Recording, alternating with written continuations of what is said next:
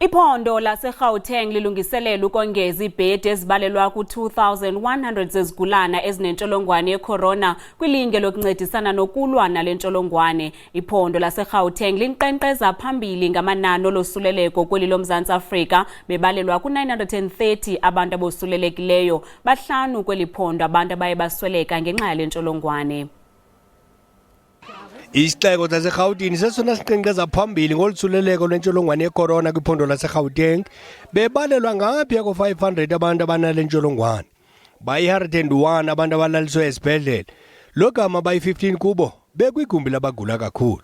Zingaphaya ko-400 izigulana ezicacayo. Since the first infection was recorded in Gauteng province, 51.5% of those who were infected have recovered.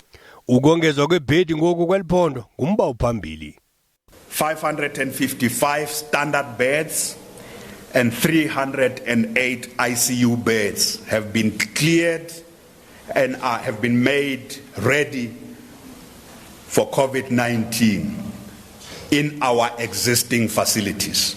Phansi babe 200,000 abantu abasajongwa impawu zalentsholongwane, lo gama be 3,000 abathunyelwe kumaziko okuvavanyelwa lentsholongwane. We are now quite confident that we are over 95%, and with everything that we are doing, it makes it easier for us to trace with all the technological enhancements that we have actually put. Amagosa ezomthetho nawo ke asebenza ungadinwa. Kubanjwa abantu abayi-54 mayelana nokonakaliswa nokutshiswa kwezikolo kweliphondo. Lo gama bebalelwa ngaphaya ko-10,000 abantu ababanjelwe ukuphula imithetho ye-lockdown. Eliphondo lithi izityholo zempatho gadalala yamapolisa namajoni zisaphandwa.